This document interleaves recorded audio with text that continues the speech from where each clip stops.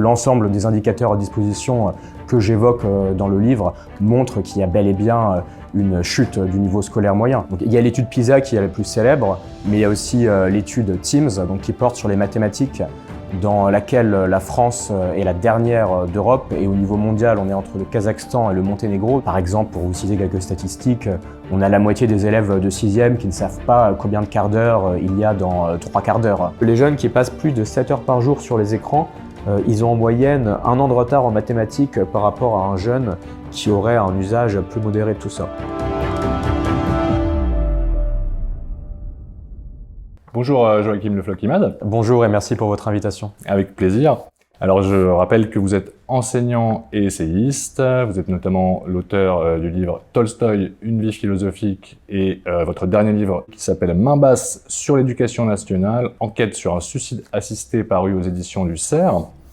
Alors vous évoquez dans ce livre un crack éducatif, une faillite de l'éducation nationale qui ne peut désormais plus être ignorée, et vous insistez notamment sur l'effondrement du niveau des élèves ces dernières années. Alors, est-ce que cet effondrement du niveau scolaire n'est pas un peu exagéré? Est-ce qu'il y a vraiment de quoi s'alarmer aujourd'hui? Ou est-ce qu'au contraire, il n'y a pas aussi un peu de fantasme réactionnaire, comme certains le disent parfois? L'idée selon laquelle l'effondrement du niveau éducatif correspondrait à un fantasme réactionnaire, comme vous dites, est vieille comme le monde. On pense immédiatement à l'ouvrage qui avait été publié en 1989 de 2 sociologues, Baudelot et Stablet, qui s'intitulait « Le niveau monte », titre très explicite. On retrouve un peu des relents de cette théorie dans le débat aujourd'hui. Je pense au journal Le Monde qui avait décrit l'effondrement du niveau comme une rengaine politique, je cite, l'an dernier. Maintenant, c'est un discours qui s'est, il faut le reconnaître, au fil des années, fracassé contre le mur du réel, puisque l'ensemble des indicateurs à disposition que j'évoque dans le livre montrent qu'il y a bel et bien une chute du niveau scolaire moyen. Alors c'est d'abord le ressenti, l'expérience de terrain des professeurs qui sont en première ligne, puisque 85% d'entre eux, selon une étude OpinionWay pour l'Institut Hexagone, disent que le niveau a baissé. Ensuite, ce sont les comparaisons, les études internationales qui le montrent. Il y a l'étude PISA, évidemment, qui est la plus célèbre de toutes, où la France est 26e sur 32 en maths et en sciences. Ça, c'est une étude, l'étude PISA internationale. C'est au niveau de l'OCDE. Ouais, au niveau des pays de l'OCDE, et on teste les connaissances des élèves en langue, enfin en français, et en mathématiques et en sciences. En sciences, exactement, à intervalles de temps réguliers, donc ce qui permet de comparer d'une période historique à l'autre. Donc il y a l'étude PISA qui est la plus célèbre, mais il y a aussi l'étude TIMSS, qui porte sur les mathématiques, dans laquelle la France est la dernière d'Europe, et au niveau mondial, on est entre le Kazakhstan et le Monténégro. Donc il faut dire que c'est pas brillant pour un pays dont le monde entier admirait jadis, voire imitait le système éducatif. Et enfin, il y a l'étude PIRLS, qui teste le niveau moyen en lecture, dans laquelle la France est 16e sur 19 pays européens évalués. Donc, il y a l'expérience de terrain des professeurs, il y a les études internationales, et enfin, il y a les données internes qui sont produites par le ministère. Je pense notamment à l'ADEPE, et qui là sont particulièrement inquiétantes. Alors l'ADEPE, c'est en fait c'est l'autorité publique qui produit des analyses, des études. Oui, c'est l'acronyme de la direction de l'évaluation de la performance et de la prospective. Et là, on apprend des choses qui sont peu glorieuses, malheureusement, sur l'état de notre système éducatif. Par exemple, pour vous citer quelques statistiques, on a la moitié des élèves de 6e qui ne savent pas combien de quarts d'heure il y a dans 3 quarts d'heure. La moitié des élèves de 6e qui ne savent pas combien il y a de quarts d'heure dans 3 quarts d'heure. Malheureusement, ce sont les données écrites noir sur blanc dans les rapports de l'ADEPE. Il y a quelques jours, c'est très intéressant, il y a eu une nouvelle note d'information produite par l'ADEPE qui a montré que le niveau des collégiens français dans les matières scientifiques, donc SVT, physique et technologie, chutait continuellement depuis 2013. Tout ça, ça paraît dans l'indifférence quasi générale à chaque fois. C'est-à-dire qu'en réalité, les études menées par la DEPP, finalement, confirment celles menées au niveau international par des organismes indépendants aussi. On parlait de PISA ou de TIMSS, tout se recoupe. Je le crains. Et ce qui est particulièrement inquiétant, c'est que cet effondrement du niveau, il se vérifie à tous les échelons, au primaire, au collège, au lycée, et même à l'université et au-delà. Je fais référence dans l'ouvrage à l'étude PIAC. Donc c'est une étude produite par l'OCDE qui mesure les compétences des adultes. et elle est absolument alarmante pour la France, si bien que le directeur de la section éducation de l'OCDE a récemment poussé un cri d'alerte dans le journal Marianne, dans l'hebdomadaire Marianne, où il expliquait qu'en France, il y avait de nombreux adultes qui avaient passé des années à l'école, voire même sur les bancs de l'université, et qui avaient un niveau à l'écrit qui correspondait au niveau attendu chez un jeune Français de 10 ans. Donc la situation, malheureusement, elle est alarmante. J'ai pas écrit ce livre pour grossir le trait. J'aurais rêvé que ça corresponde à un fantasme réactionnaire. Malheureusement, ce n'est pas le cas. Vous faites, je crois d'ailleurs, le même constat en histoire et en culture générale. Là, on parlait des sciences et mathématiques et du français, mais je crois que vous citez dans votre livre un sondage OpinionWay paru en 2024 dans la Tribune Sur la Révolution dimanche, française, oui. voilà, qui montre que la moitié des 16-24 ans interrogés ne savaient pas en quelle année a eu lieu la Révolution. Oui, ça je l'ai constaté moi-même à travers mon expérience de terrain d'enseignant. Je ne suis pas enseignant à l'année, c'est une activité qui est annexe pour moi, mais j'ai donné des cours en BTS, en école de commerce, et donc j'ai vu face à moi des étudiants qui étaient de bonne volonté, qui étaient extrêmement sympathiques et attachants, mais qui étaient extrêmement démunis d'un point de vue langagier, du point de vue du référentiel qu'on est en droit d'attendre, je crois, d'un jeune bachelier aujourd'hui, qui, par exemple, passait un semestre entier à produire une note de lecture, à lire un ouvrage, et qui, à l'oral d'évaluation, arrivait en expliquant que Orgueil et préjugés de Jane Austen faisait référence à l'époque des croisades et non aux guerres napoléoniennes, ou alors que Suétone était un historien de la Révolution française, ou qui confondait Charles de Gaulle et le maréchal Pétain. Donc malheureusement, il y a tout un surplomb historique, littéraire, philosophique qui se perd. Une confusion en fait totale, une capacité à se repérer dans le temps, dans l'espace. Oui, et ça a des conséquences extrêmement graves en tout domaine, mais notamment du point de vue de la capacité de la République à fonctionner, puisque la République, elle suppose des citoyens dotés de l'autonomie du jugement. Et ça fragilise aussi la nation comme legs de souvenirs au sens où l'entendait le grand historien français Ernest Renan, mais aussi la nation comme communauté d'idées, communauté d'admiration, communauté de culture. Tout ça, c'est fragilisé par le krach éducatif que la France est en train de vivre, je le crains. Oui, c'est-à-dire qu'il y a des conséquences aussi concrètes sur la société de ce krach du système éducatif. Alors, conséquences qui se mesurent peut-être pas immédiatement, hein, puisque entre le moment où les élèves sont dans le système scolaire, font leur scolarité, où ils entrent sur le marché du travail, il y a quand même un certain délai. Et d'ailleurs, il y a une question qu'on peut se poser aussi, c'est est-ce que cette chute du niveau, elle concerne aussi les meilleurs élèves, les très bons élèves ? Je l'ai vu à Sciences Po en regardant de près les dossiers d'admission aujourd'hui par rapport à ce qu'ils étaient il y a 10 ans, par exemple, quand je suis entré dans cette école en 2014. Et on voit qu'on accepte de plus en plus des jeunes de 17-18 ans qui sont incapables malheureusement d'écrire une lettre de motivation qui ne soit pas truffée de fautes de français. Maintenant, cette chute du niveau des meilleurs élèves, elle ne correspond pas juste à un ressenti personnel, elle est objectivable à travers tout un tas de données irréfutables auxquelles nous avons accès, que je cite dans mon ouvrage. Je pense à une étude très intéressante qui montre que les meilleurs élèves de 2017 correspondent, si vous voulez, au niveau moyen de l'élève français 30 ans avant. Il y a aussi les études au niveau de l'OCDE, donc auxquelles je faisais référence tout à l'heure en mathématiques, donc TIMSS, qui montrent que la France a aujourd'hui seulement 2% d'élèves avec un niveau réellement avancé en mathématiques, contre 50% à Singapour et contre 50% en Corée du Sud. Forcément, derrière, ça charrie un risque de tiers-mondisation pour l'économie française, puisqu'il y a un lien aussi entre l'état de l'école et l'état de l'économie. D'ailleurs, je cite une étude de 2 économistes dans l'ouvrage qui montre qu'à l'horizon 2100, 25 points PISA en plus, ça correspond à un gain de PIB de 30%. Autant dire que 25 points PISA en plus, ça correspond à peu près à l'inverse de la trajectoire actuelle de la France. Et d'ailleurs, je crois qu'il y a le rapport de la Cour des comptes consacré à l'école primaire qui a été publié l'an dernier observe aussi un étiolement de la part des très bons élèves, une part qui est très largement en deçà de la moyenne européenne. D'ailleurs, vous dites dans votre livre qu'en fait, aujourd'hui, la jeunesse ne se voit proposer qu'un simulacre de diplôme. Que valent ces diplômes, que ce soit le brevet ou le baccalauréat? Est-ce qu'il y a encore une valeur certificative?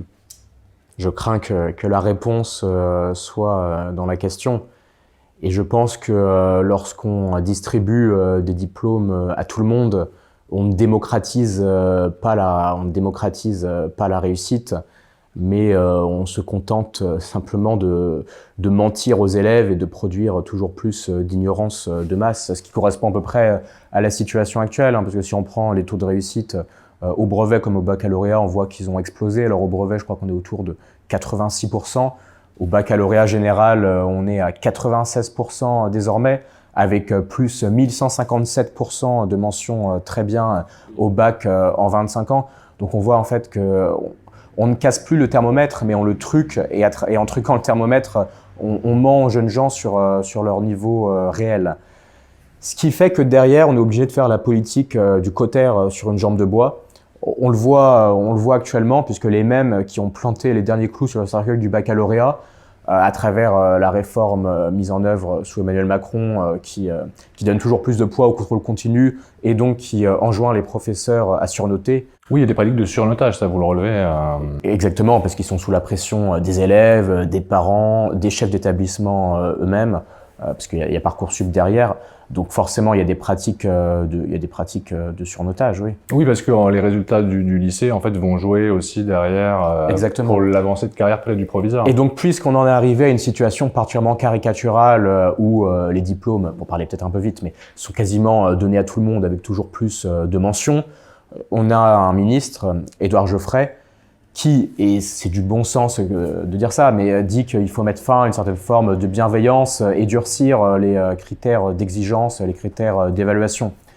Je crains, comme je le disais, que ce soit une politique qui ne traite pas les mots en profondeur, mais qui colmate simplement les brèches, puisque le problème, si vous voulez, de notre système éducatif, il n'est pas simplement dans l'évaluation des acquis, il est dans une crise de la transmission en amont, qui est rendu impossible par des décennies de pédagogisme, de massification, de recul de l'exigence intellectuelle. Donc c'est à une refondation globale qu'il faut aspirer.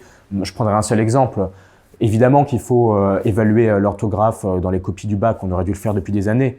Maintenant, quel sens ça d'évaluer l'orthographe lorsqu'on ne l'apprend pas en amont aux élèves ? Et quand je dis ça, je vise évidemment pas les professeurs qui font un boulot formidable en première ligne. Je vise un système qui tend à produire toujours plus d'ignorance.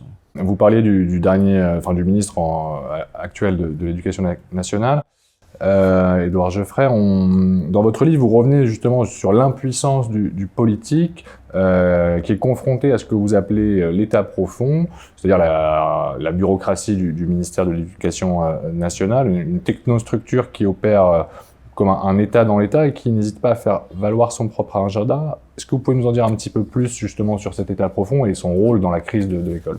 Effectivement, mon ouvrage, il est d'abord fondé sur un constat simple, qui est que l'éducation nationale est peut-être de tous les ministères, le ministère qui est le plus frappé par le mal que constitue l'impuissance publique et l'impuissance politique. Dans la mesure où on a des ministres qui défilent à un rythme toujours plus effréné, 8 ministres en 3 ans, il faut le rappeler. Alors, depuis 2022, c'est-à-dire qu'on a 8 ministres de l'éducation nationale. En incluant Jean-Michel Blanquer, 8 ministres, exactement. D'accord.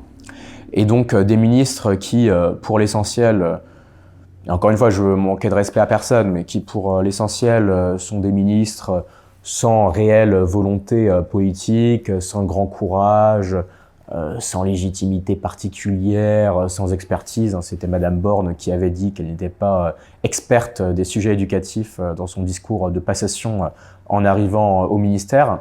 Oui, puis on a vu Amélie Oudéa-Castéra qui... Oui, Anne Genetet qui est resté très peu de temps aussi. Oui, il y a effectivement plusieurs ministres qui n'ont pas travaillé dans l'éducation avant d'occuper ces fonctions-là. Oui.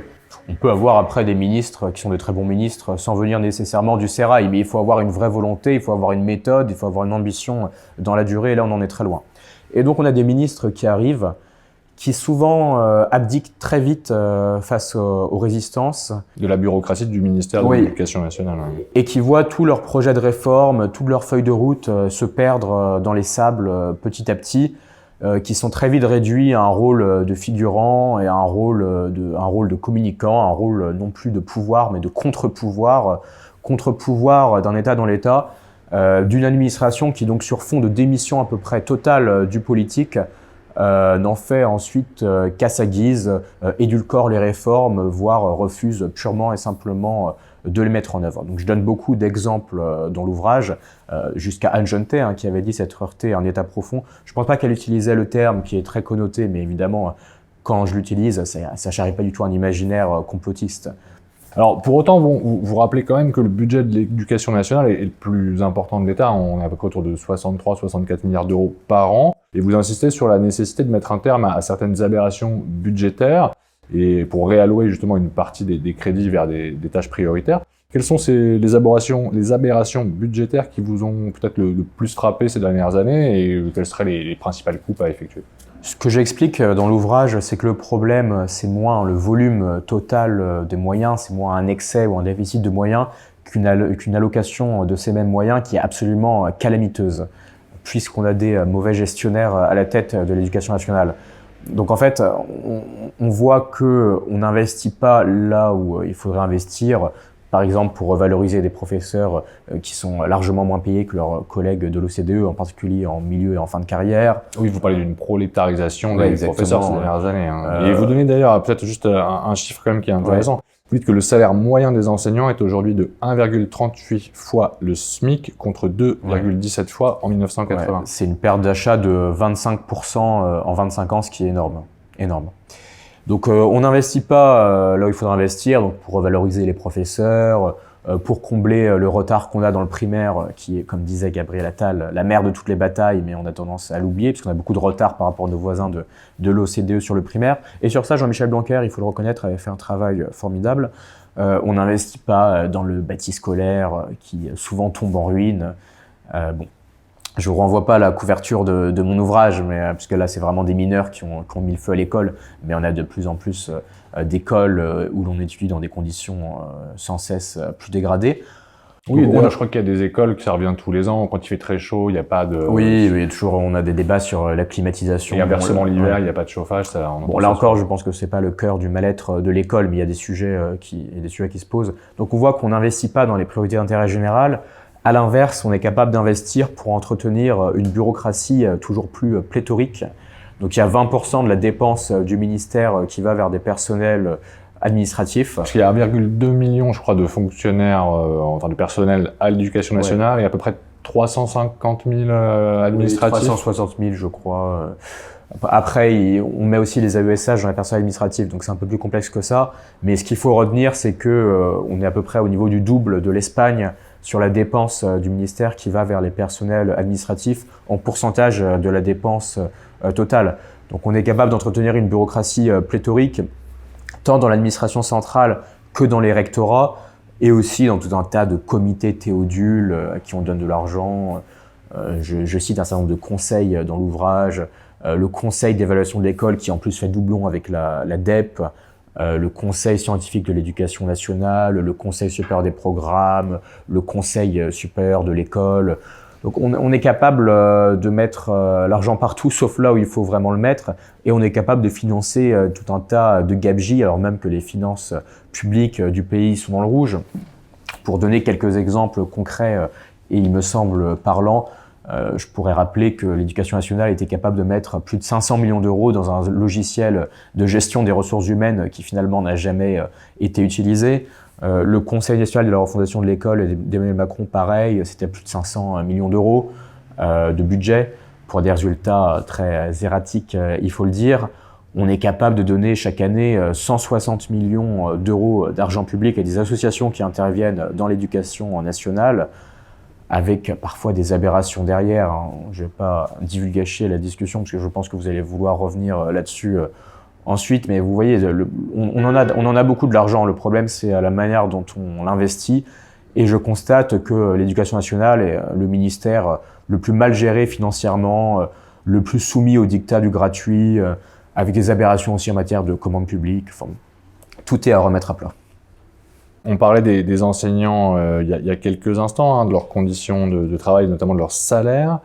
Vous dites d'ailleurs dans le livre, hein, vous soulignez l'explosion des départs ces 10 dernières années, notamment, je crois que vous parlez d'une hausse de 567% du taux de démission en 10 ans, ainsi qu'une crise des vocations aussi, hein, c'est-à-dire que le métier ne fait plus rêver, puisqu'on a une diminution très nette du nombre de candidats au concours de l'enseignement. Moins 30% en 20 ans. Ouais.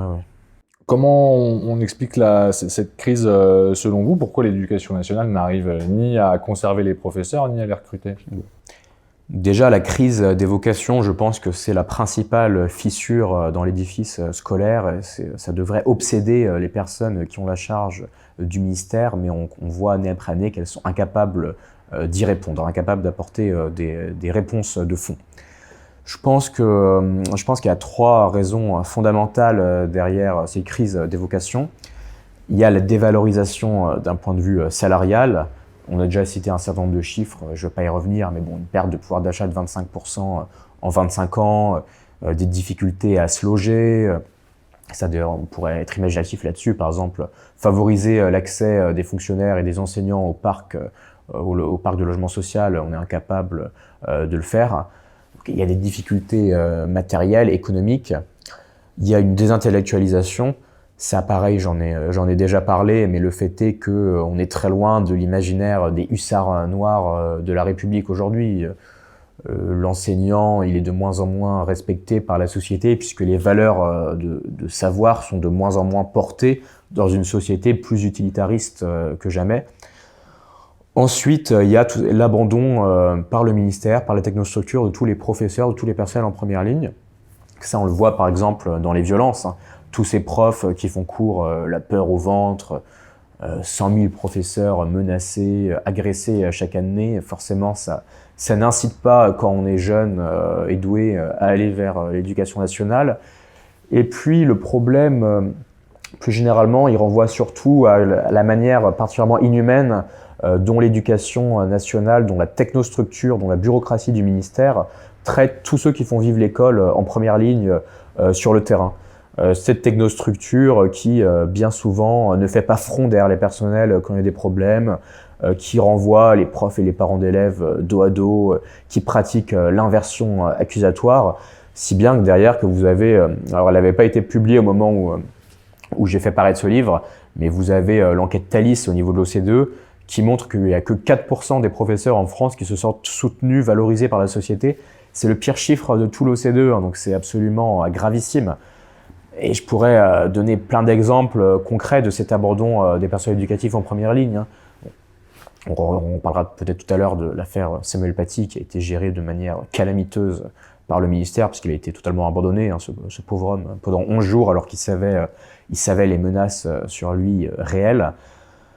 Dans l'année écoulée, et ça c'est un vrai symbole, le jour de la rentrée scolaire 2025, on a une directrice d'école dans le Cantal qui s'est suicidée parce qu'elle était victime de harcèlement lesbophobe, et elle s'est donné la mort en ayant le sentiment de ne pas avoir été soutenue par l'administration de l'Éducation nationale. Cette administration qui a été condamnée, il faut le dire pour ceux qui nous écoutent, parce que je pense que peu de gens sont au courant dans le pays, mais c'est un vrai tournant. L'Éducation nationale a été condamnée pour absence de soutien institutionnel à cette directrice d'école.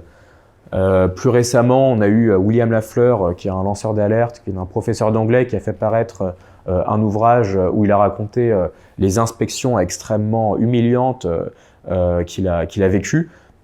Et donc, pour avoir simplement relaté une expérience de terrain, il a été poursuivi en diffamation. On aura au cours du mois de mai le verdict du procès. Vous voyez, on en a plein des exemples concrets, mais oui, il y a l'idée que dans l'éducation nationale, on ne fait pas front derrière les personnels et que la bonne victime, finalement, c'est celle qui se tait. Et je pense qu'on ne pourra pas imaginer redresser l'école dans ces conditions, puisque l'école a fait la France en donnant aux professeurs les moyens matériels, intellectuels et moraux de leur mission. On voit aujourd'hui qu'elle les en prive avec des résultats toujours plus calamiteux. Je crois qu'il y a eu un cas aussi assez récent avec peut-être l'Académie de Versailles, la rectrice, quand Gabriel Attal était en poste. C'était ça, il était en poste sous Samuel Paty. Ouais. Et c'était lié à du harcèlement, en cas de harcèlement oui, scolaire. Oui, c'était des courriers. Gabriel Attal a appelé ça les courriers de la honte, qui avaient été envoyés par le rectorat à des parents qui alertaient sur le harcèlement scolaire que subissait leur enfant. Et on voit que le ministère a très mal géré ça. Mais c'est lié à un système, si vous voulez, c'est lié à la manière dont fonctionne toute administration. Il faut pas blâmer les individus, il faut blâmer la technostructure qui est pas là qui est surtout là pour gérer les affaires courantes, produire des normes, quitte à ce que les politiques conduites puissent manquer d'humanité. C'est ce qu'on appelle la culture du pas de vague. Le pas de vague, oui.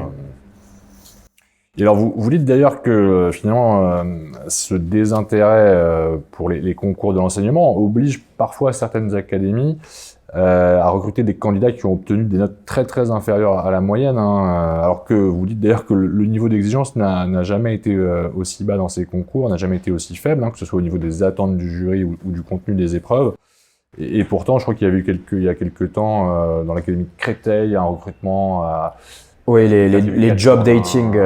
Alors ça, c'est encore aussi, il y a aussi cette question de job dating. Créteil, oui, c'est alors ce concours des professeurs des écoles, oui, forcément. Il y a tellement peu de candidats qu'on prend des gens qui ont des notes très basses. Dès lors que la demande est faible, l'offre est nivelée vers le bas et on recrute avec des seuils d'exigence toujours plus faibles.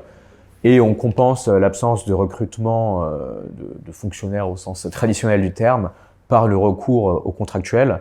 Dont le nombre dans l'éducation nationale a doublé sur les 15 dernières années, donc ce qui est un emballement quantitatif particulièrement impressionnant, il me semble. Et pour pallier, j'imagine, la baisse des Pour pallier, mais candidats les contractuels, ce sont souvent des gens très bien, plein de bonne volonté. Il ne s'agit pas de les blâmer individuellement, ce serait absolument fou de faire ça.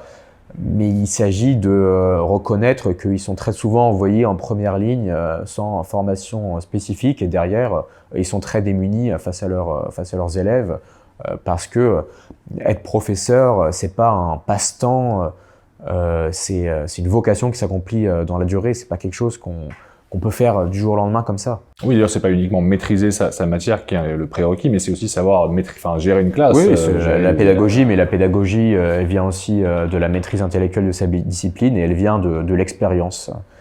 Et on peut pas, on peut pas pallier ça par toujours plus de contractuels. Ça peut pas marcher, ça marche pas, on le voit année après année.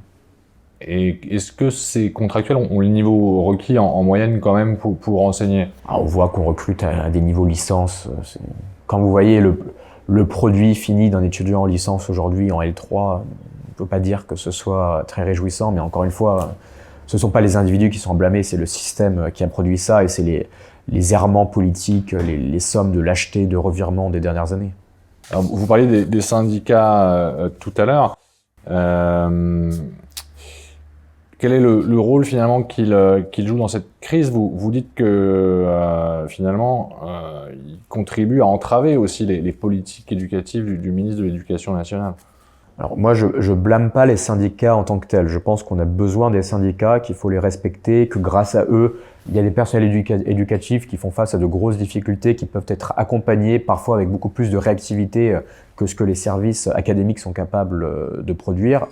Par ailleurs, lorsque vous êtes dans une position politique, c'est toujours très intéressant d'écouter les syndicalistes pour peu que le dialogue soit possible, puisque vous avez des remontées du terrain très utiles qui derrière peuvent orienter la décision dans un sens pertinent.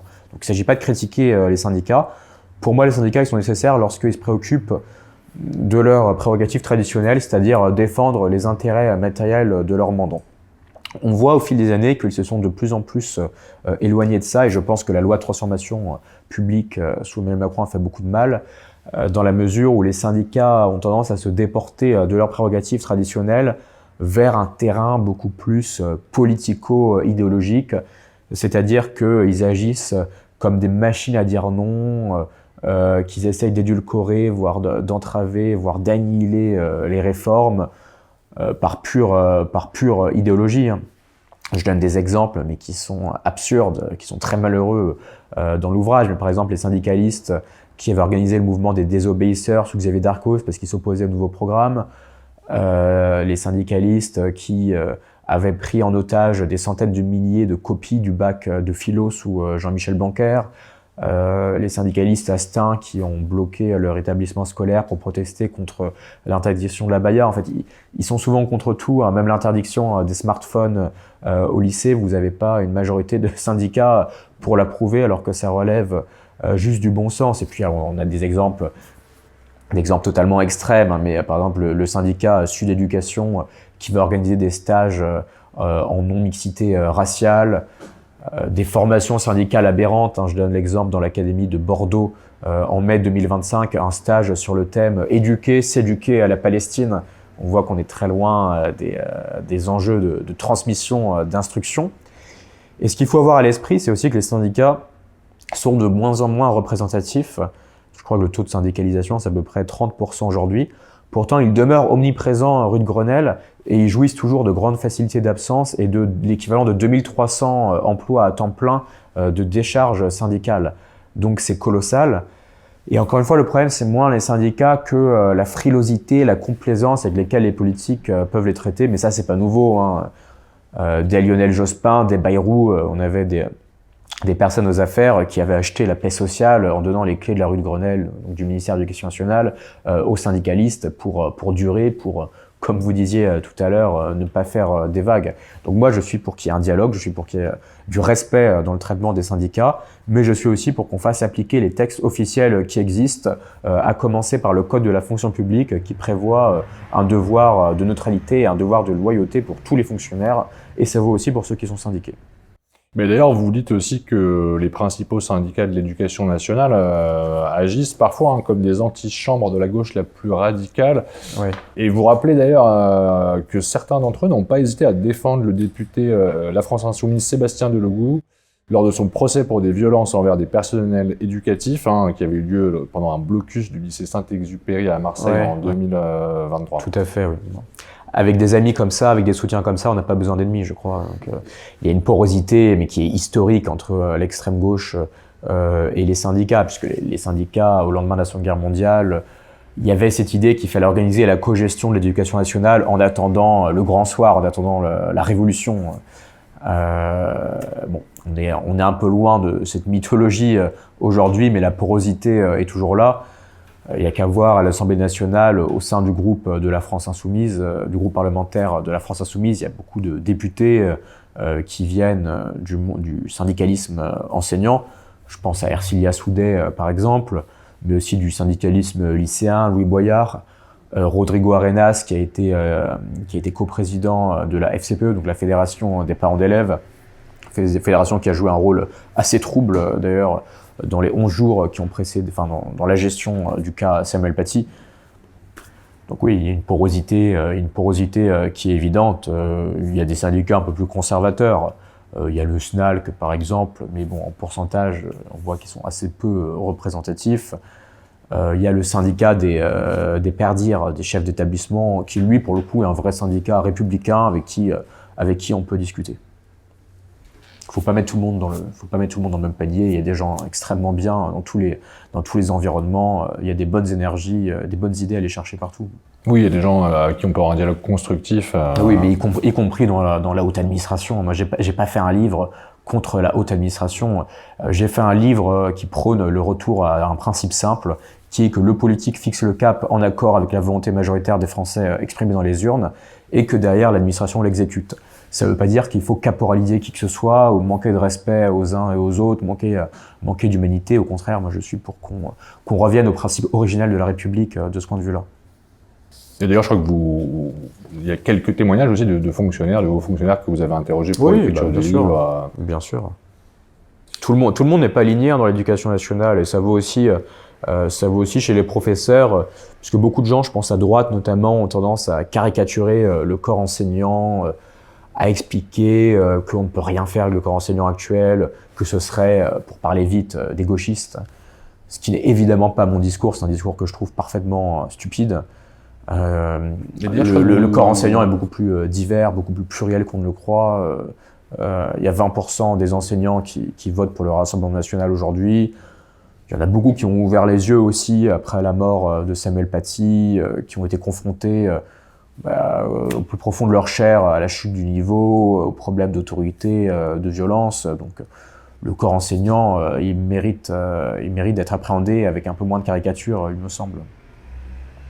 Alors vous consacrez aussi plusieurs pages de votre ouvrage au rôle joué par les pédagogies nouvelles et à l'influence de l'idéologie libertaire dans la chute du niveau scolaire que l'école connaît aujourd'hui.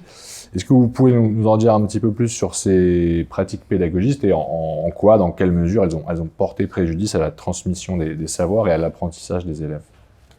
Je pourrais multiplier les exemples, hein.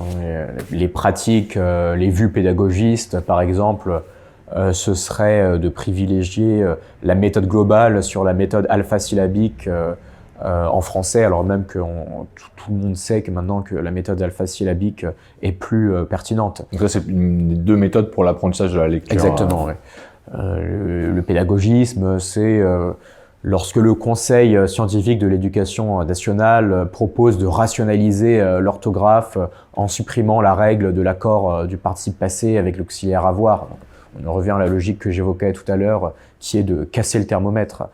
Le pédagogisme, c'est lorsque dans les rapports de la Cour des comptes, on écrit noir sur blanc que le premier objectif de l'école, c'est de mettre le bien-être des élèves au centre d'initiatives de pédagogie innovante.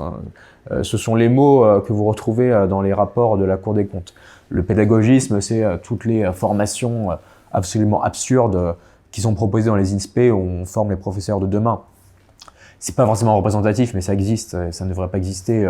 Toutes ces formations sur le thème queeriser le curriculum, guérir de l'hégémonie hétérosexuelle, tout ça, ce sont des exemples que j'invoque dans l'ouvrage qui renvoient à des expériences dans les dernières années dans l'éducation nationale. C'est-à-dire qu'il y a des professeurs qui, pendant leur formation dans les INSPE, donc qui ont remplacé les IUFM, ils ont des cours, des formations qui portent sur les sujets... Oui, des futurs professeurs et aussi des professeurs en cours d'activité à qui on propose de prendre part à ce genre de formation absolument farfelue.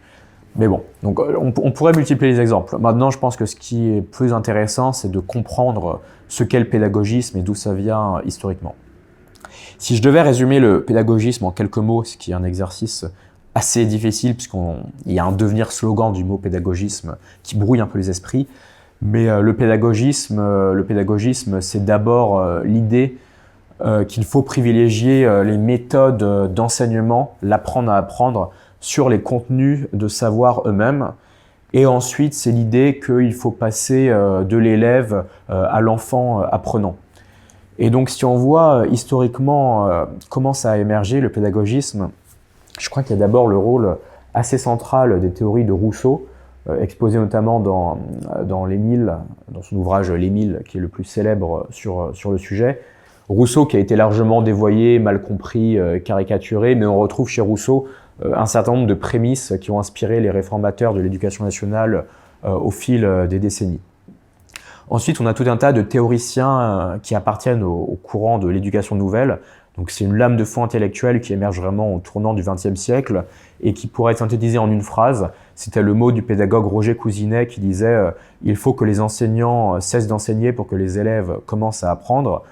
Ensuite, il y a eu le rôle de Jean Piaget, ce grand épistémologue, psychologue suisse, qui nous disait qu'il fallait traiter les élèves en législateurs et en souverains, et qui expliquait, je caricature un peu, mais que le professeur n'était rien de plus qu'une sorte de médiateur, d'animateur finalement chargé d'ouvrir les élèves à la vie.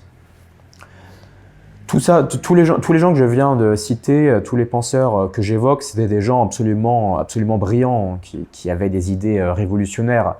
Maintenant, comme le disait Paul Valéry, l'homme sait assez souvent ce qu'il fait, mais il ne sait pas ce que fait ce qu'il fait. Et donc, en propageant les théories pédagogistes, toutes ces personnalités ont ouvert la boîte de Pandore d'un certain nombre de dérives qui n'ont été rendues possibles ensuite que par le concours des politiciens et des réformateurs de l'éducation nationale. Alors ça a été tout parti politique, tout bord politique confondu, gauche, centre et droite, jusqu'à Perfit, un ministre gaulliste qui en 68 a dit qu'il fallait traiter les professeurs en animateurs. Le terme est utilisé dans le discours d'un ministre gaulliste. Vous voyez l'ampleur, la profondeur du mal.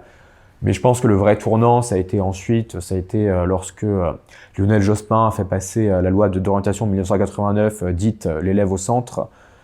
Et surtout, ça a été le rôle extrêmement néfaste joué par toute une galaxie, non seulement d'intellectuels, mais aussi de réformateurs, parce qu'ils ont eu un vrai pouvoir dans les années 80-90.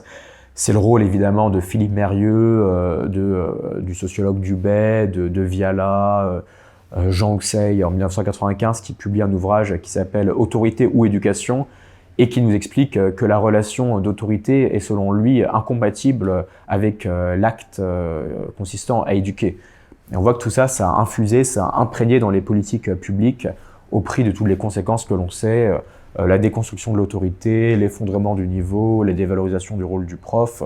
Donc ça a joué un rôle extrêmement néfaste.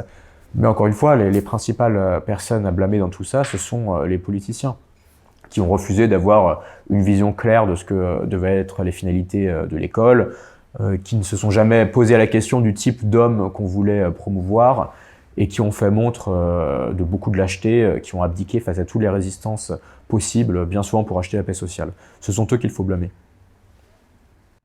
Et vous dites d'ailleurs aussi que l'idéologie égalitaire qui a imprégné le système scolaire, loin de bénéficier aussi aux classes populaires, puisque c'était aussi l'objectif, hein, il y avait cette idée que l'école était profondément inégalitaire et qu'il fallait mettre un terme à cet état de fait. Et vous dites que finalement, en fait, ça n'a pas du tout bénéficié aux classes populaires, hein, et que l'école a fini par produire le contraire de ce dont elle se réclamait finalement. En fait, le but de l'école, au sens républicain du terme, c'était de promouvoir tout le monde et de sélectionner les meilleurs selon la formule qui était celle d'un pédagogue de gauche, hein, Paul Langevin, au lendemain de la Seconde Guerre mondiale. On a fait ces dernières décennies exactement l'inverse. C'est-à-dire qu'on a voulu, à partir d'une lecture de Bourdieu très peu pertinente selon moi, on a voulu, plutôt que d'aider les plus humbles, les plus modestes à s'élever, on a voulu défavoriser, les favoriser, couper toutes les têtes qui dépassaient. Et on est passé d'une logique d'égalité républicaine des chances, d'égalité des droits, à une logique d'égalité des résultats, au prix de pratiques comme la fin des notes en primaire et parfois en début de collège, la fin de la sélection à peu près tous les échelons possibles. Pour ne pas stigmatiser. Exactement. La destruction de toutes les options qu'on a voulu caricaturer en les dépeignant comme élitistes. Le latin, le grec, les humanités. On a cassé la méritocratie. Et forcément, qui a été les premières victimes de ce travail de sape? Ça a été les catégories populaires. Tous ces gens qui n'ont que l'école pour s'élever intellectuellement, pour s'élever socialement, pour être jugés dignes de découvrir le monde, selon l'expression qui était celle d'Albert Camus dans son ouvrage Le Premier Homme. Donc oui, l'ascenseur, on déplore jour après jour les inégalités, la paralysie de l'ascenseur social, mais force est de constater qu'on l'a organisée, cette paralysie, si bien qu'aujourd'hui, si vous êtes un enfant de pauvre, vous avez 10 fois moins de chances de réussir scolairement que si vous êtes un enfant de riche. Si bien que quand vous êtes dans la ruralité aujourd'hui, vous avez 3 fois moins de chances d'être dans les dispositifs d'éducation prioritaires. C'est un sujet, moi, qui me tient particulièrement à cœur, puisque j'ai moi-même grandi dans un milieu populaire. J'ai pas vécu, quand j'étais plus jeune, au milieu des livres. Et si j'ai pu connaître une forme d'ascension, si j'ai pu accéder à des positions plutôt privilégiées, on va dire, ça a été grâce à mon travail, mais surtout parce que j'ai eu sur mon chemin des professeurs qui défendaient l'excellence, qui m'ont transmis des savoirs. C'est parce qu'il y a eu la logique républicaine du concours, que je trouve infiniment préférable à la vieille logique de l'ancien régime, celle de la cooptation. Et force est de constater que les chances dont j'ai pu bénéficier hier existent de moins en moins aujourd'hui, que l'ascenseur social est plus en panne que jamais. Donc c'est un vrai sujet qui menace la société d'implosion. Et c'est pour ça que je pense que l'école doit vraiment être au centre des discours politiques, en particulier de ceux qui visent à remédier aux problèmes auxquels se heurtent les catégories moyennes et populaires. Vous pensez par exemple que vous ne pourriez peut-être pas aujourd'hui, si vous commenciez votre scolarité aujourd'hui, arriver avoir le même parcours que celui que vous avez eu, ce serait plus compliqué? Je suis pas très âgé, j'ai 29 ans, mais j'ai eu mon bac en 2014. en 10 ans, il s'est vraiment passé des choses extrêmement délétères dans l'éducation nationale et je pense que ce serait beaucoup plus compliqué, clairement. Il n'y a qu'à voir l'évolution d'année en année hein, de la proportion d'enfants, d'ouvriers, d'employés dans les grandes écoles, en classe prépa, à Polytechnique. On voit qu'il y a de plus en plus de freins à la réussite. Mais on s'y prend très mal face à ce problème, face à ce phénomène, puisqu'on inverse les causes et les conséquences. Si l'école est plus inégalitaire que jamais, c'est pas parce qu'il y a une volonté de discriminer au sommet du ministère. C'est parce que l'école est malade, parce qu'elle est abandonnée par la volonté politique et parce qu'elle a renoncé à transmettre les savoirs.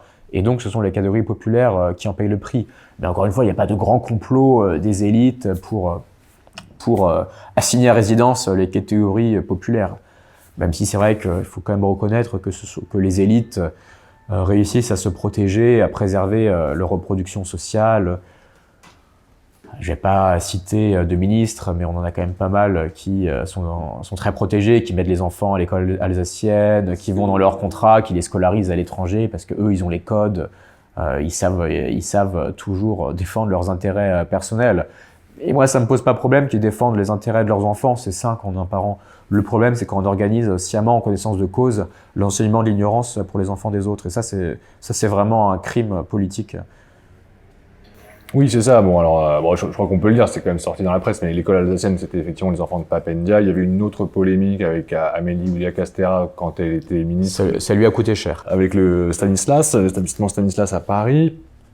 Ça, vous le soulevez dans le livre. D'ailleurs, on entend aussi des professeurs être sur cette ligne-là, qu'il y a quelque chose quand même de malsain à ce que la majorité des gens n'aient pas les mêmes chances de s'en sortir et que les enfants d'un establishment endogame puissent, eux, y avoir accès.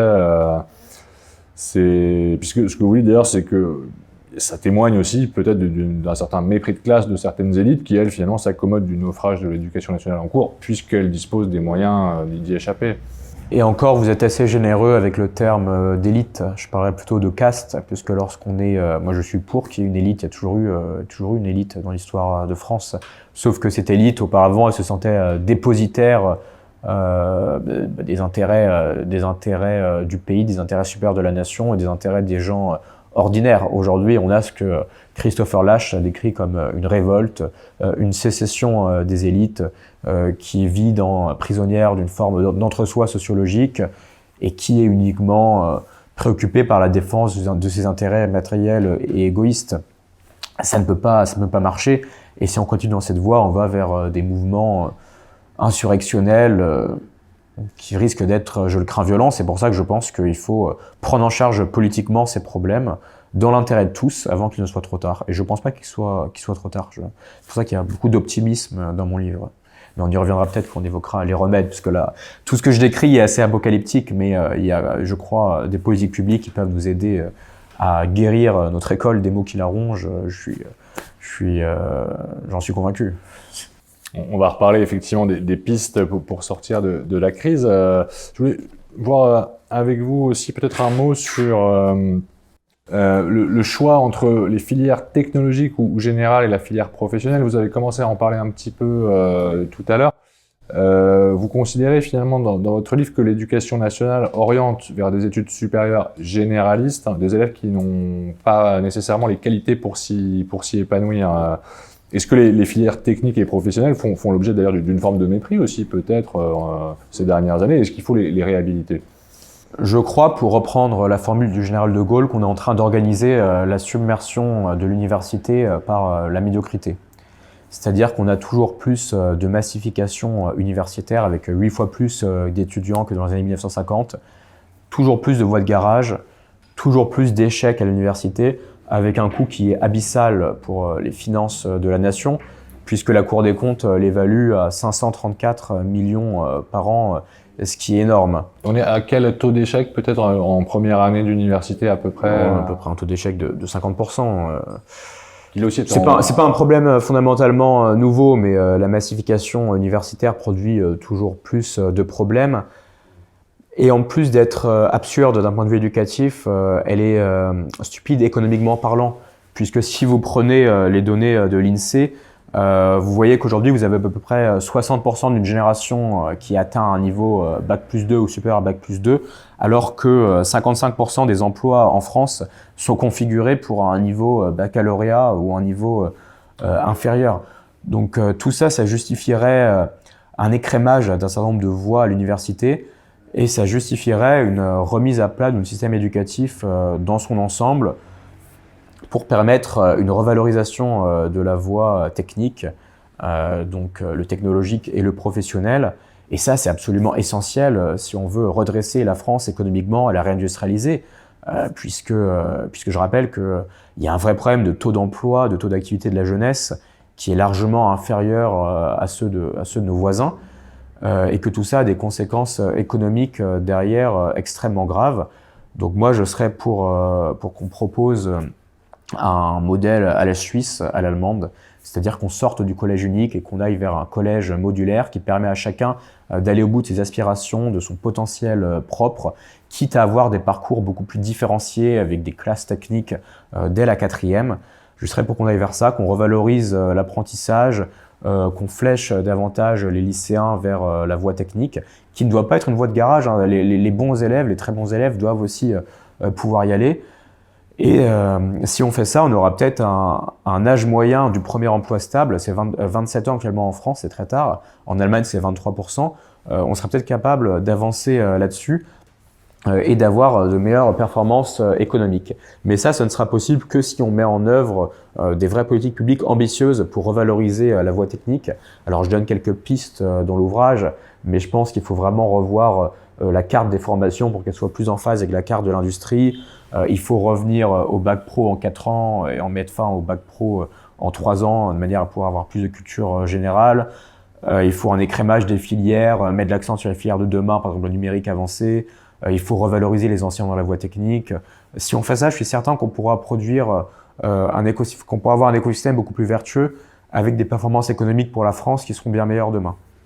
Alors là, vous parliez de la nécessité justement de réhabiliter ces filières avec des politiques publiques proactives dans ce sens, mais est-ce qu'il n'y a pas aussi peut-être un aspect culturel, dans le sens où il y a aussi peut-être beaucoup de parents qui aujourd'hui n'auraient pas envie que leurs enfants aillent vers cette voie, qui considéreraient que c'est une espèce de déclassement. Est-ce qu'il n'y a pas aussi ce... Oui, mais c'est le serpent qui se mord la queue. Si les parents sont moins enclins à mettre leurs enfants dans ces voies-là, c'est aussi parce qu'on les abandonne, qu'on les néglige, et aussi parce que le politique est incapable de tenir un discours de vérité, de faire des bons diagnostics, par exemple d'expliquer avec des mots simples aux Français que les perspectives professionnelles sont bien souvent meilleures après un parcours technique. Hein.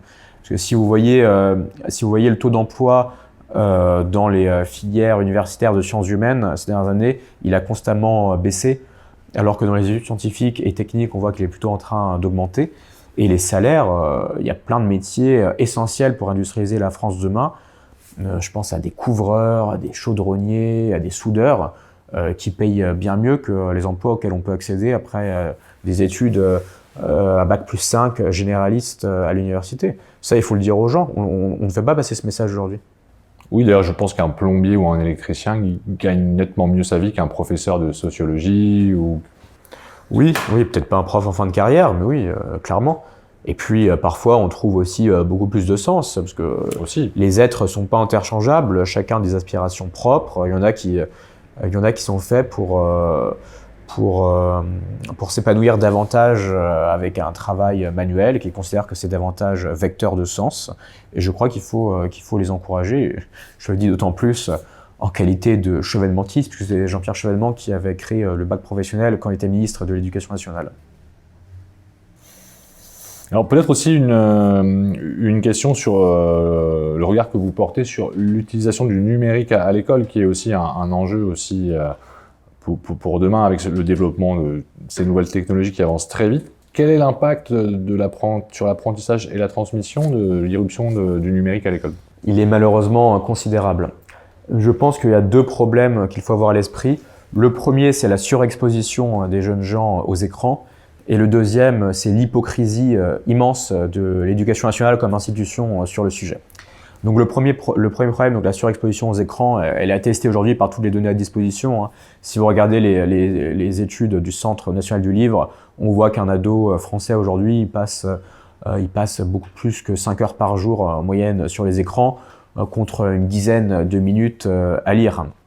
Et donc tout ça, ça a des conséquences terribles du point de vue de la déliaison sociale, du point de vue de l'épanouissement des jeunes Français, du point de vue de la qualité de concentration, du point de vue de la qualité du sommeil, du point de vue des performances cognitives. Il y a 96% des profs aujourd'hui qui considèrent que les écrans jouent un rôle de premier plan dans la chute du niveau. Et si vous prenez l'étude PISA, elle montre que les jeunes qui passent plus que 7 heures par jour, donc c'est énorme 7 heures par jour, mais ça concerne, il faut le dire, de plus en plus de jeunes gens, que les jeunes qui passent plus de 7 heures par jour sur les écrans, ils ont en moyenne 1 an de retard en mathématiques par rapport à un jeune qui aurait un usage plus modéré de tout ça. Donc moi, ce que je prône dans l'ouvrage, je pense pas que ce soit réactionnaire, c'est du bon sens, c'est de revenir davantage au papier, à l'écriture manuscrite, qui est beaucoup plus propice à l'apprentissage. Et d'ailleurs, on voit que tous les pays qui s'est engagés dans une fuite en avant dans le numérique, je pense à la Suède, je pense aux Pays-Bas, la Norvège, ils sont en train de faire machine arrière parce qu'ils ont vu leurs résultats éducatifs se dégrader et ils ont compris qu'il fallait renverser le processus en cours. Donc ça, c'est le premier problème, c'est la surexposition aux écrans avec tous les impacts négatifs qu'elle charrie. Et le deuxième, c'est l'hypocrisie de l'éducation nationale. J'ai écrit avec Baptiste de Tombe une tribune dans le Figaro il y a quelques semaines sur le sujet. Et dans cette tribune avec Baptiste de Tombe, on rappelle que d'un côté, au sommet du ministère, on prône la sobriété numérique, on fait de la communication, on explique qu'on va interdire les téléphones au lycée, peu importe si on est incapable de faire appliquer les interdictions déjà existantes en primaire et au collège. Donc, il y a ce discours-là jusqu'au chef de l'État. Et à côté de ça, quand vous regardez de près, vous vous rendez compte que l'éducation nationale, elle soumet les personnels éducatifs, les élèves, les parents à des injonctions contradictoires. D'un côté, elle dit qu'il faut se déconnecter des écrans, mais de l'autre, absolument tout est numérisé aujourd'hui. Pronote, par exemple, Parcoursup, on utilise de plus en plus les écrans comme des outils éducatifs, on distribue des tablettes en veux-tu, en voilà, avec beaucoup de clientélisme derrière. Dans la région Île-de-France, par exemple, c'est une présidente de région de droite qui fait ça, on numérise les manuels scolaires, on voit qu'on fait l'inverse de ce qu'il faudrait faire. Donc je pense oui qu'on est en train de détruire de l'intérieur la jeune génération de Français par un usage toujours plus accru du numérique. Et je crois que l'ogre numérique s'inscrit fondamentalement contre tout ce que l'école est censée incarner, le respect du savoir, la médiation par une autorité sachante, cette idée que l'école c'est un moment de parenthèse hors de soi et hors de l'époque, je serais pour qu'on renoue avec cette vision de bon sens. Et c'est pas réactionnaire, encore une fois, que de défendre ça. Alors, outre l'égalitarisme dont on a parlé un peu avant, vous évoquez aussi d'autres biais idéologiques à l'école aujourd'hui. Vous parlez de l'émergence d'un wokisme d'atmosphère qui transforme l'école en laboratoire des luttes sociétales à la mode, et puis d'un entrisme associatif et militant, vous l'avez esquissé aussi, qui est de plus en plus présent. Est-ce que vous pouvez nous en dire un peu plus à ce sujet? Quels sont les principaux biais idéologiques qui ont investi les salles de classe? Le problème de fond, c'est la désanctuarisation de l'école et le fait qu'on conçoive de plus en plus celle-ci comme une sorte de laboratoire de la société idéale, progressiste, multiculturaliste, diversitaire de demain, avec cette idée que l'école aurait moins à instruire, à transmettre des savoirs, qu'à façonner, selon le terme de tous les révolutionnaires, historiquement, façonner un homme nouveau. Un homme qui serait déconstruit, éveillé, sensible à tous les préjugés, à toutes les formes de domination. Et ça, je donne de très nombreux exemples dans l'ouvrage, mais par exemple, ça va être la circulaire trans qui avait été écrite sous Jean-Michel Blanquer par l'actuel ministre Édouard Geoffrey. Ça va être les formations dans les INSPE que j'ai cité tout à l'heure, guérir de l'hégémonie hétérosexuelle, ce genre de réjouissance. Ça va être l'éducation à la sexualité qui a occupé beaucoup de débats, débats très caricaturaux, à droite comme à gauche, il faut le dire. Mais on en a fait le centre des enjeux éducatifs dans l'année écoulée. Je crois que c'est une erreur grossière. Et les propositions loufoques auxquelles je pense, c'est aussi toutes ces situations pédagogiques qui placent les jeunes filles, les jeunes garçons dans des situations de rivalité, de conflictualité très jeunes, avec cette idée qu'il faut toujours plus lutter contre les stéréotypes au détriment de la transmission des savoirs, et des propositions parfois même à un âge plus avancé, assez absurdes. Je pense à Elisabeth Borne qui avait proposé des quotas genrés. C'est logique à l'américaine de discrimination positive qui est totalement contraire au modèle français républicain, qu'elle a voulu mettre en œuvre des quotas genrés dans les classes prépa scientifiques, avec de la géométrie variable d'ailleurs, puisqu'on ne fait pas la même chose dans les classes prépa littéraires où les jeunes hommes sont largement sous-représentés. Moi, je suis pour qu'on en revienne tout simplement à la Déclaration des droits de l'homme et du citoyen, selon laquelle la seule distinction qui doit nous préoccuper est celle des vertus, des talents, des mérites, du mérite. Et je suis pour qu'on recentre l'école sur sa fonction d'instruction. Voilà. D'ailleurs, je pense que les garçons sont un peu plus en échec scolaire. Oui, ça on ne lit pas au baccalauréat. On me rappelle assez peu, ouais. Ah oui, baccalauréat, c'est assez terrible. Parce que Édouard Geoffrey, d'ailleurs, je crois, est un petit peu aussi dans cette logique. Il en a parlé il n'y a pas très longtemps, d'essayer d'augmenter la présence des filles dans les filières aussi scientifiques, là où il parlait des ingénieurs, je crois. Oui, non, mais c'est assez sain de vouloir flécher davantage les filles vers les parcours scientifiques. On a besoin des talents des jeunes françaises dans ces filières-là, mais ça ne doit pas se faire par une politique, de quotas, par une politique à l'anglo-saxonne. Ça ne marche jamais. Et ça ne marche jamais et ça crée toujours plus de ressentiment dans la société. D'accord. Et vous parliez d'ailleurs de cette volonté de créer un homme nouveau. Est-ce qu'il y a un côté un peu inquiétant, parce que comme vous le disiez, en réalité, vous parlez de la révolution, mais c'est aussi en fait une des caractéristiques des régimes totalitaires. Généralement, cette volonté de faire table rase du passé pour créer quelque chose de nouveau. Ça appartient au régime totalitaire davantage qu'aux démocraties. Oui, bon, je ne veux pas faire de parallèle historique douteux, parce que Dieu merci, on est encore très loin des horreurs des régimes totalitaires tels qu'on les a connus dans l'histoire de l'humanité. Mais c'est vrai que cette ambition de créer un homme nouveau, elle est omniprésente à tous les échelons de l'éducation nationale. Au sommet du ministère, où on fait toujours plus de formations qui invitent à la déconstruction des formes de domination, dans les INSPE, dans les universités. Elle est présente aussi au niveau des associations qu'on subventionne de manière extrêmement généreuse, 160 millions d'argent public par an à des associations qui parfois font un travail salutaire, mais qui parfois confondent instruction et militantisme, qui violent le devoir de neutralité auquel elles sont soumises et qui, sous prétexte d'intervenir en complément des programmes dans les salles de classe, font du prosélytisme militant, parfois des associations qui ont un profil extrêmement douteux. Je pense à l'association Coexiste, dont le fondateur s'était dit à l'époque en communion avec Tariq Ramadan et qui défend une vision de la laïcité qui est aux antipodes de la vision française républicaine de la laïcité. Je pense à l'association La CIMAD et l'association immigrationniste s'il en est. On a le droit d'être immigrationniste, mais on n'a pas le droit de l'être dans les écoles qui sont censées être des sanctuaires, des espaces de neutralité.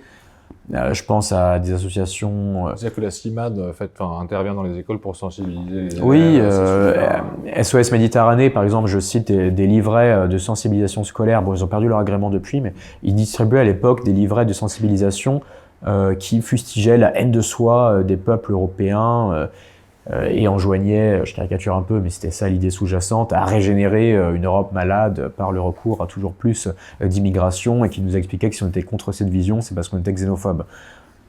Mais il y a plein d'autres associations que je cite. Récemment, vous avez la présidente de SOS Homophobie qui a assumé dans une prise de parole publique de tricher, je cite, pour imposer les identités LGBTI dans sa classe, parce qu'elle est elle-même enseignante. Voilà. Toutes ces dérives, elles existent, elles sont contraires à tout ce qui fonde notre école. Je fais référence notamment dans l'ouvrage au circulaire Jean Zay de 1936, avec cette idée qui était celle de Jean Zay que l'école devait demeurer un sanctuaire inviolable où les querelles des hommes n'entrent pas. Force est de constater qu'on en est très loin aujourd'hui. Et moi, je suis tout simplement pour qu'on fasse appliquer le principe de neutralité. Voilà, ça va pas plus loin que ça et qu'on recentre l'école sur sa seule mission d'instruction. Et je pense que 80% des Français attendent ça également. ces Français qui sont inquiets pour ce que leurs enfants peuvent apprendre à l'école et qui demandent rien d'autre qu'on s'occupe des fondamentaux finalement. Et d'ailleurs, je crois que vous parlez aussi des programmes d'histoire dans votre livre, hein, et vous dites que là aussi, il y a une omniprésence de la repentance dans les manuels scolaires et les ressources pédagogiques. Alors, il faut être très précis sur ce dont on parle.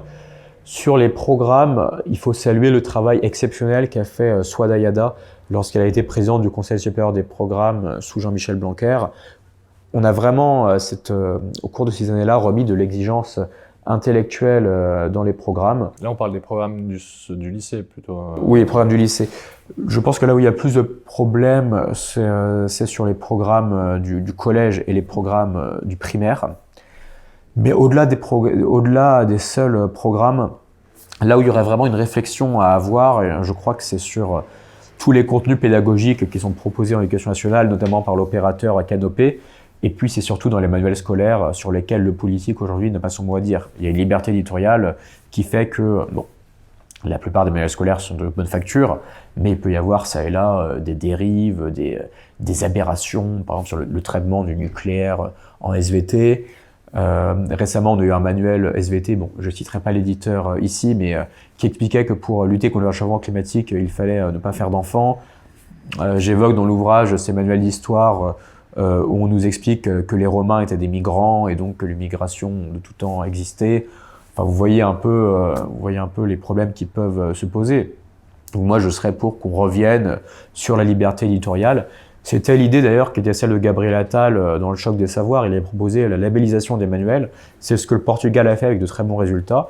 Sauf que comme beaucoup de propositions du choc des savoirs qui parfois étaient de bon sens, elles ont été détricotées soit par l'administration, soit par ses successeurs politiques. Et donc on en vient à un problème que j'évoque largement dans mon livre, qui est l'absence de sens du temps long dans ce ministère, alors même que c'est vraiment un ministère où si on veut avoir des résultats, il faut une continuité dans la durée. Or aujourd'hui, vous avez ce que je nomme le syndrome de Pénélope, c'est-à-dire que chaque ministre, lorsqu'il arrive en fonction, sa priorité c'est de défaire pour faire semblant d'agir ce que son prédécesseur a fait. Forcément, il est illusoire de penser qu'on va redresser l'école dans ces conditions-là avec un tel court-termisme. Et alors, vous évoquez aussi les conséquences de l'immigration sur le système éducatif français. Une question taboue hein, aujourd'hui, bien que l'immigration joue pour vous un rôle d'accélérateur dans le délitement de notre école. Dans quelle mesure, justement, l'immigration contribue-t-elle à la crise de l'école et est-ce que les résultats scolaires des élèves étrangers ou issus de l'immigration diffèrent sensiblement de ceux des élèves français ?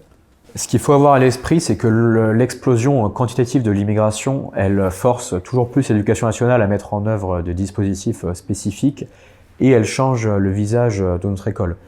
Pour vous citer quelques chiffres, par exemple, les élèves allophones, donc, dont le français n'est pas la langue maternelle, a augmenté de 153% depuis 2007 et vous avez à peu près 21% des élèves français aujourd'hui qui n'ont pas le français comme langue dominante à la maison. Forcément, ça exerce des conséquences significatives sur le devenir de notre école. Sauf qu'il y a une tendance à mettre la poussière sous le tapis, à ne pas en parler, puisque l'immigration, elle demeure l'éléphant dans la pièce à l'éducation nationale, bien souvent pour des raisons morales. Et cette incapacité à poser les diagnostics, elle interdit d'apporter les bons remèdes.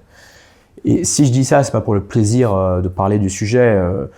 Il ne s'agit pas de stigmatiser qui que ce soit individuellement. D'ailleurs, je serais très mal placé pour le faire parce que je suis moi-même binational et donc je rentre dans les statistiques d'enfants d'origine extra-européenne. Donc voilà, il n'y a pas du tout de volonté de stigmatisation de ma part. Il y a simplement un devoir de vérité, chiffre à l'appui, puisque l'approche que j'ai dans cet ouvrage est la plus factuelle et la plus dépassionnée possible, pour montrer que l'immigration, elle a des conséquences négatives à bien des égards. Non pas qu'elle crée la crise de l'école, mais qu'elle exacerbe des difficultés préexistantes. Difficultés préexistantes en matière de niveau scolaire moyen, puisque l'immigration baisse le niveau scolaire moyen dans 73% des pays de l'OCDE, et en France en particulier, où si vous êtes un enfant d'immigré, vous avez 2,4 fois plus de chances d'être en difficulté en maths que les élèves français d'ascendance française, avec un retard scolaire qui peut aller jusqu'à 1 an et demi, ce qui est considérable, je crois. Ça, c'est des chiffres qui viennent d'une étude PISA. Ça, ce sont les chiffres PISA. Voilà. PISA 2023. Tout ce que je cite, ce sont des statistiques officielles. On n'est jamais dans le ressenti. Ensuite, il y a des conséquences en matière de contestation d'enseignement, de violence, de remise en question de l'autorité des professeurs. Il y a évidemment des problèmes socio-économiques qui s'agrègent sur tout ça, mais il y a aussi la question de la distance culturelle de certains profils d'immigration, de certaines origines migratoires, qui aggravent certaines difficultés, alors même qu'on a déjà le 3e climat scolaire le plus dégradé de l'OCDE. Et enfin, il y a des problèmes qui se posent du point de vue de la capacité des professeurs à faire cours dans de bonnes conditions. On a 24% des profs en France, selon l'étude Thalys, qui disent ne pas être préparés à faire cours dans un environnement multiculturel. C'est à peu près 3 fois plus que dans le reste de l'OCDE. Donc forcément, oui, c'est compliqué derrière pour l'école. Maintenant, quelle conclusion on tire de tout ça? Encore une fois, on ne stigmatise personne. Il faut d'ailleurs rappeler qu'il y a des trajectoires de surréussite qui existent. L'immigration d'Asie du Sud-Est, par exemple, qui a des résultats scolaires souvent bien meilleurs aux Français d'origine française. Il y a des élèves de toutes origines, de tout profil, qui se battent, qui bossent, qui réussissent, et il faut les encourager. Mais il y a aussi des problèmes politiques qui se posent. Et ça, c'est pas l'éducation nationale à sa seule échelle qui pourrait y répondre, mais c'est l'Élysée, c'est Matignon, c'est le ministère de l'Intérieur. Dès lors qu'on aura fixé comme priorité politique la réduction des flux migratoires et aussi le retour à l'assimilation qui permet aussi d'atténuer un certain nombre de problèmes qui se posent. Oui, qui est aussi lié de manière assez étroite à la question des flux. Oui, c'est plus facile d'assimiler des individus que d'assimiler des peuples, de même qu'il est plus facile d'assimiler des individus dont la distance culturelle, pour reprendre la formule de Didier Lesky, est moindre que d'autres. Vous dites d'ailleurs aussi qu'il y a aussi, on en revient un petit peu à ce dont on parlait tout à l'heure avec cette notion d'égalitarisme, qu'il y a quelque chose d'indécent chez certaines élites, justement, dont les enfants seront toujours à l'abri, à aussi ne pas vouloir voir cet éléphant dans la pièce, sachant que eux, leurs enfants ne... C'est du signalement de vertu. Voilà, et on fait taire, on intimide les lanceurs d'alerte. La rectrice d'Orléans en 2011, Marie Régnier, par exemple, avait essayé d'alerter sur le sujet. Elle s'était prise des critiques, des attaques extrêmement violentes qui avaient fait qu'elle avait dû se désolidariser des propos qu'elle avait elle-même tenus en amont. Donc ça montre la chape de plomb, l'omerta qui ont longtemps existé. Je crois qu'on est en train de sortir de tout ça et j'espère contribuer à ce travail de vérité à mon échelle, puisque j'en parle dans le livre.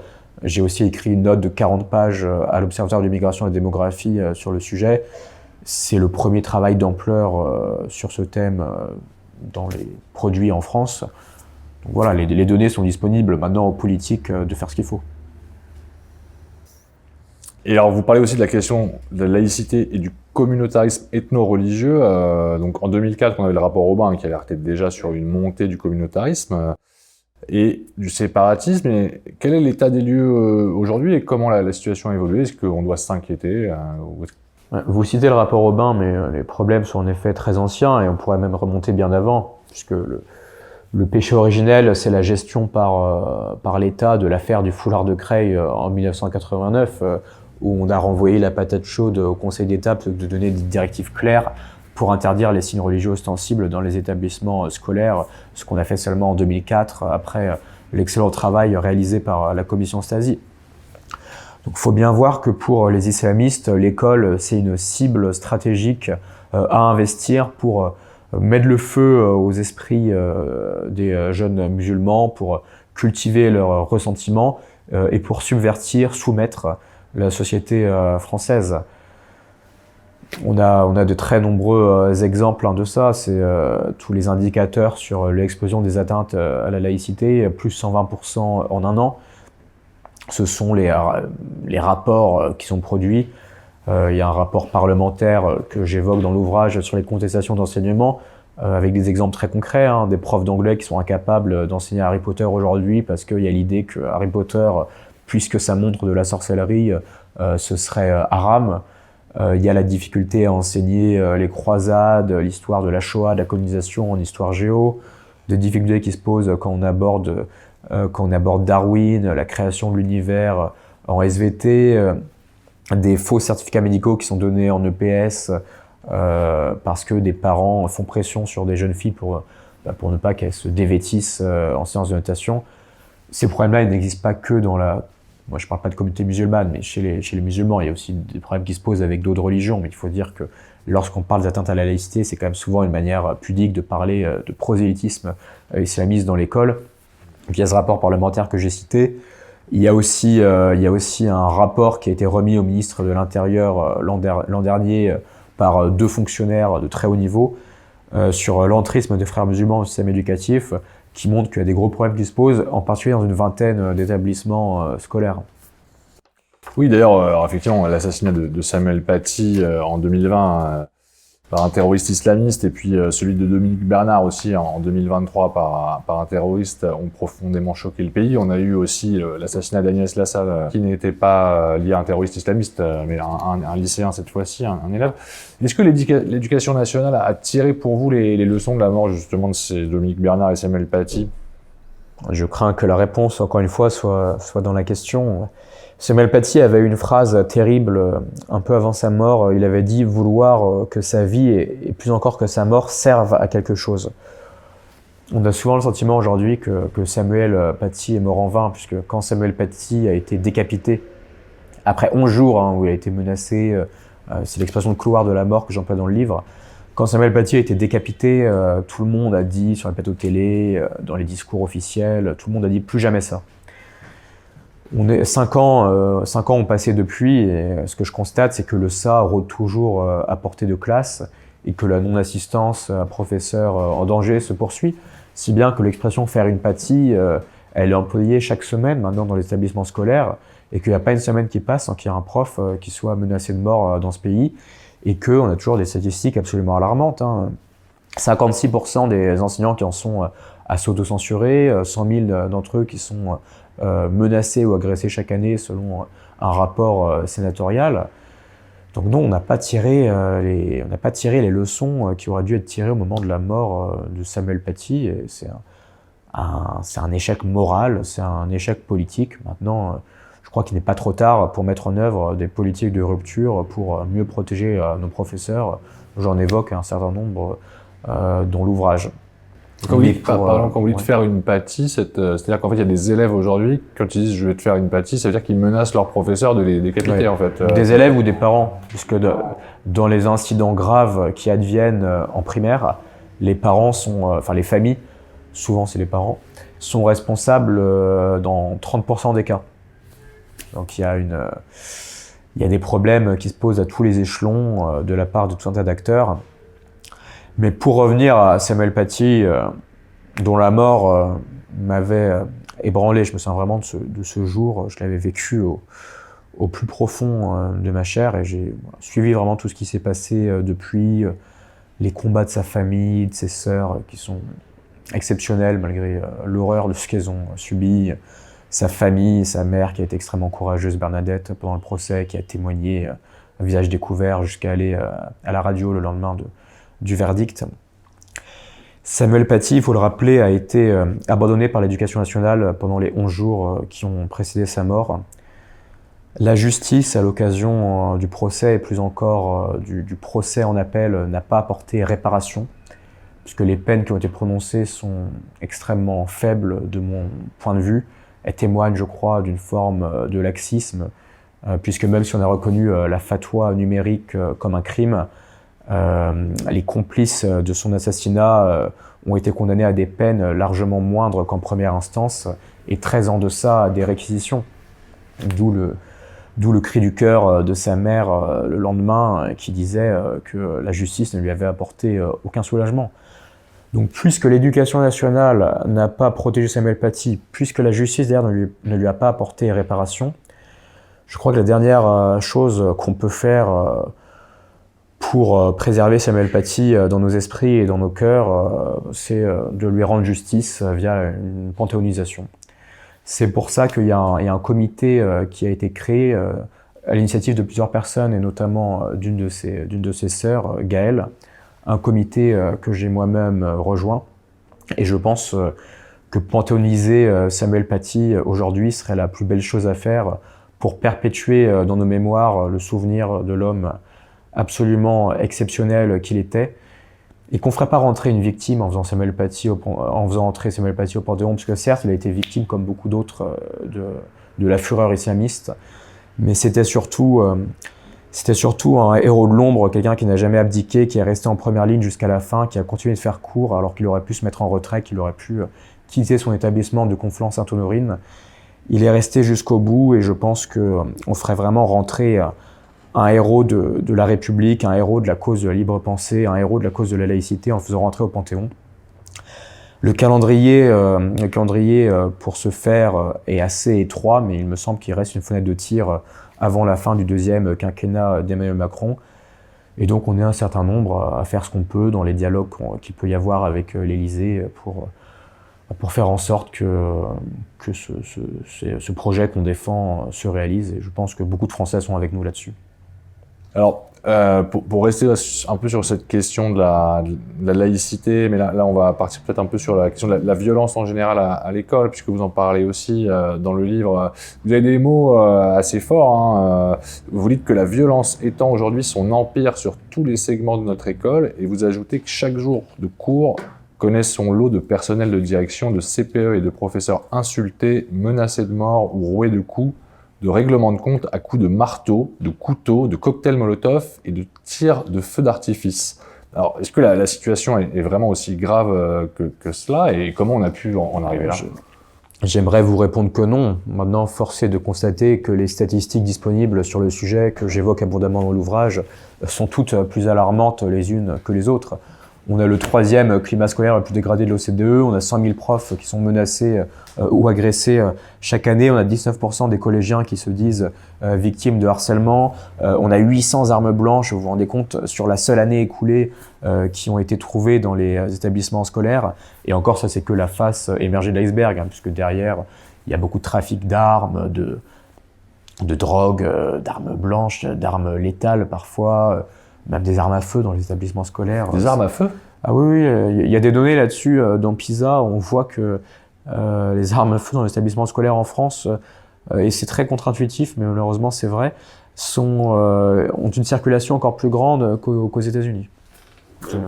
Ça, c'est pas moi qui le dis, c'est PISA. Donc il y a une réalité de la violence qui étend ses ténèbres dans l'école, mais cette réalité, elle s'appréhende au-delà des statistiques, elle s'appréhende par tout un tas non pas de faits divers, mais de faits de société qui sont de plus en plus fréquents et de plus en plus banalisés, alors même qu'il y a quelques années, ils auraient fait la une des médias.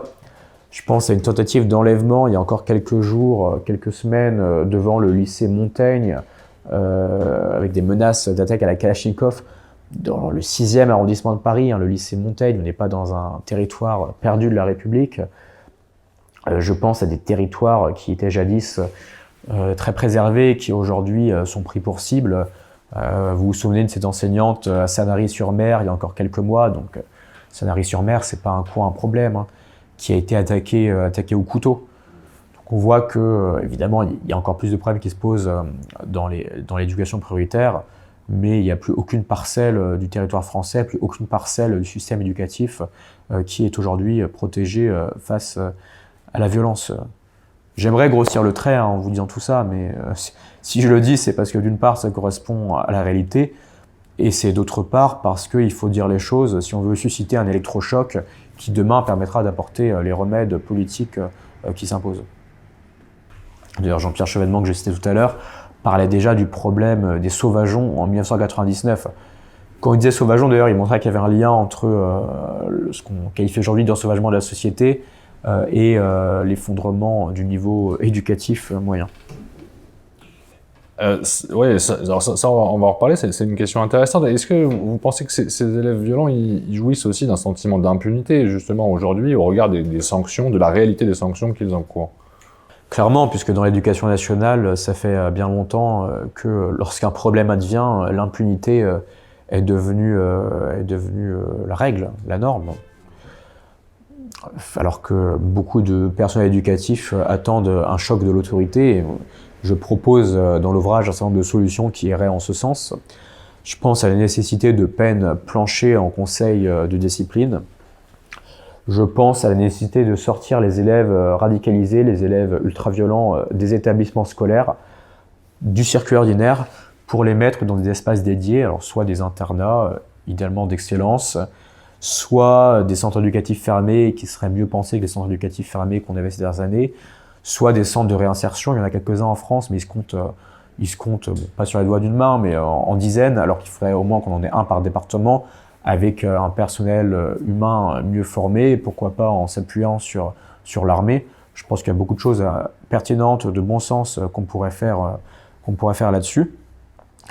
Il y a aussi la nécessité de mieux protéger les professeurs, porter plainte automatiquement, que l'institution porte plainte automatiquement pour eux, avoir l'automaticité de la protection fonctionnelle, changer la loi pour qu'ils deviennent dépositaires de l'autorité publique.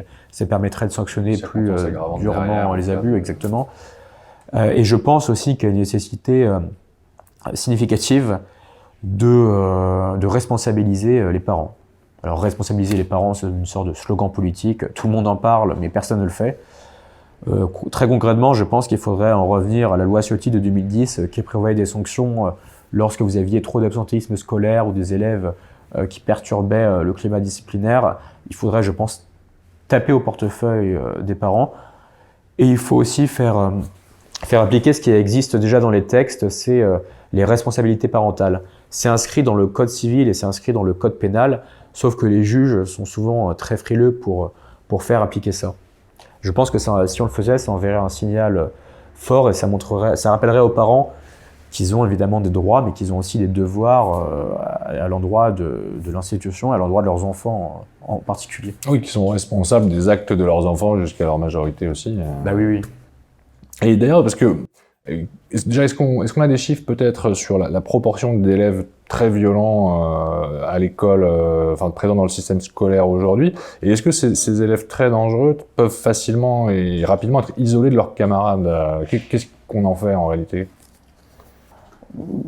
Il y a des statistiques. On sait qu'il y a 1000 élèves radicalisés qui correspondent encore une fois à la face émergée de l'iceberg. On a des statistiques sur les incidents graves qui adviennent. On est à peu près à plus 150% sur 3 ans. Des statistiques, on en a plein. Hein. Les notes de l'ADEP fourmillent de chiffres qui sont passionnants, que bien souvent ceux qui me dirigent ne veulent pas voir.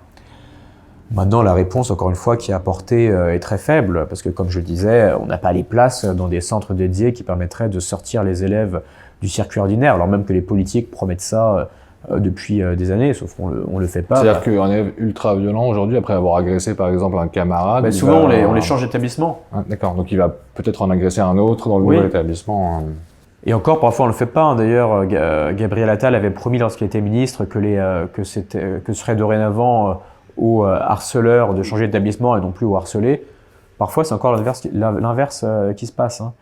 Et parfois quand vous avez des établissements qui renvoient des élèves violents, derrière, vous avez le rectorat, l'administration qui les réintègre contre la volonté de l'établissement. Ça arrive vraiment tous les mois. Il y a plein de lanceurs d'alerte qui témoignent de ça, que souvent on se refuse à entendre. Et moi, ce que je préconise, si demain une alternance politique a lieu, ou alors si on a un ministre vraiment valeureux, courageux à la tête du ministère, c'est de lancer très rapidement, dans les premières semaines, un plan massif de construction de places en internat, en centre éducatif fermé, en centre de réinsertion. Ça, il faut le faire très vite. Oui, parce que vous dites aussi, je crois qu'il y a beaucoup de chefs d'établissement, de proviseurs qui, en fait, estiment que signaler des faits de violence dans leur établissement peut aussi porter préjudice à leur carrière. C'est pas de vague. Ça fait depuis 8 ministres qu'on nous explique que le pas de vague, c'est derrière nous, sauf que le pas de vague... s'il a été aboli en discours, en pratique, il est toujours bel et bien là, et je crains même qu'il tende à devenir de plus en plus fort. Parce que les échos que j'ai sur le terrain, c'est qu'il y a de plus en plus d'incitations à ne pas faire remonter un certain nombre d'incidents, alors même qu'il y a 2 ans, il y a 3 ans, on était un peu sorti de ça. Ça revient. Alors vous le disiez tout à l'heure, il y a un lien pour vous finalement entre cette baisse du niveau d'instruction et la hausse aussi des violences que connaît la société de manière plus générale, c'est-à-dire que par exemple, quand on maîtrise moins bien la langue française, qu'on a beaucoup moins de vocabulaire qu'avant, peut-être qu'on a aussi plus de mal à s'exprimer, et que donc, au lieu de parler, on frappe, les coups prennent le relais. Oui, moi je pense que rien ne pave davantage la voie à la barbarie des actes que le vide de l'esprit. Il y a tout un tas de travaux passionnants. Je pense à Maurice Berger, je pense à Alain Bentolila, le linguiste Alain Bentolila, qui montre que lorsque vous n'avez pas les mots, alors vous êtes souvent beaucoup plus enclin à frapper, à vous servir de vos poings, qu'il y a une corrélation très forte entre la pauvreté langagière, l'impulsivité, l'agressivité, la propension à passer à l'acte, l'incapacité à différencier le réel et le virtuel. Et là, je cite des linguistes, des pédopsychiatres, mais il y a aussi tout un tas d'études qui le montrent avec des statistiques à l'appui. Hein. Par exemple, au Royaume-Uni, si vous prenez les jeunes détenus, vous vous rendez compte qu'il y en a 60% qui ont des troubles du langage non diagnostiqués. Il y a aussi un lien qui est établi par les études de psychologie évolutionnaire entre le QI moyen et l'agressivité, la tendance à passer à l'acte. Tout ça montre que rien ne fait plus le lit de la violence, de l'obscurantisme, du repli clanique, que l'abêtissement, que l'ignorance, que l'éducation nationale s'acharne depuis des décennies à produire en masse. Et est-ce qu'on a une idée, d'ailleurs, peut-être de l'évolution du nombre de mots de vocabulaire moyens que maîtrise un jeune adulte J'ai plus tous les statistiques à l'esprit, mais oui. Est-ce qu'il y a une vraie différence, une vraie chute Il y a des études là-dessus qui existent, oui, et qui montrent que tout ça est corrélé à l'explosion de la violence. Oui. Mais effectivement, il y a un appauvrissement langagier, une raréfaction du vocabulaire, une maîtrise de la conjugaison qui se perd, et derrière, vous allez vous balader dans les prisons françaises, vous verrez que le niveau langagier, malheureusement, ne vole pas très haut. Et c'est aux parents aussi d'assumer leurs responsabilités là-dessus, hein, parce que je pense qu'il y a une large corrélation entre ce que je décrivais tout à l'heure comme la démission parentale et les passages à l'acte violent. Les parents ont leur rôle à jouer aussi dans la prévention de la violence. D'ailleurs, il y a une corrélation qui est évidente entre les violences intrafamiliales et les violences commises par les jeunes issus de ces familles derrière. Et on sait, c'est Maurice Berger qui le dit dans une tribune au Figaro il y a quelques semaines, que les violences intrafamiliales, elles ont augmenté de 5% sur un an. Tout ça, ça va avoir des traces dans les années à venir sur la violence des jeunes, qui est en constante augmentation. Parce que dans les années 90, entre les années 90 et aujourd'hui, vous avez 2 fois plus de mineurs mis en cause. Et des mineurs de plus en plus jeunes, je crois, souvent. Et des mineurs de plus en plus jeunes, exactement.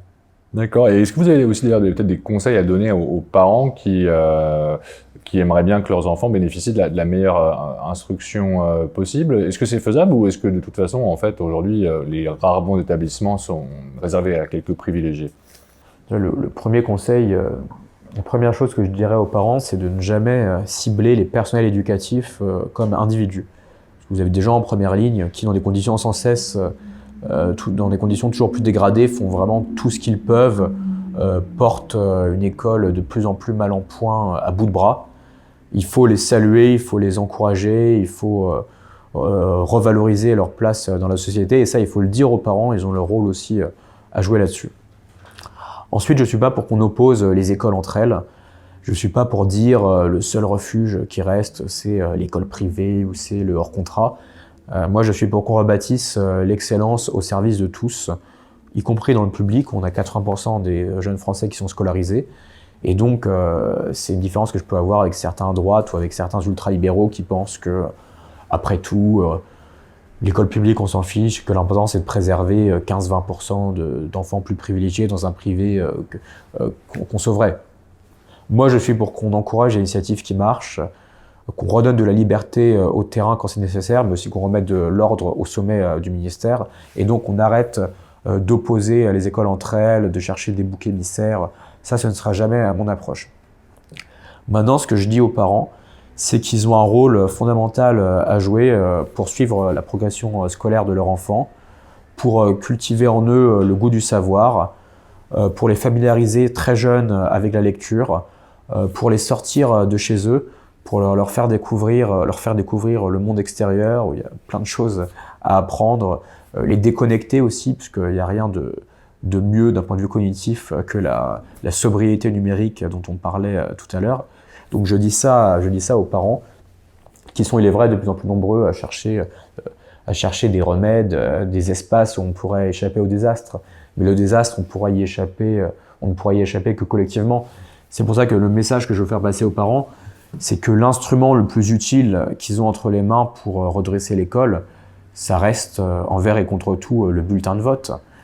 C'est voter demain pour un parti politique, une personnalité qui aurait un discours construit d'un point de vue intellectuel, courageux d'un point de vue politique, avec une vraie méthode, avec une vraie vision, avec un plan sur comment est-ce qu'il va affronter la technostructure du ministère et redresser l'école.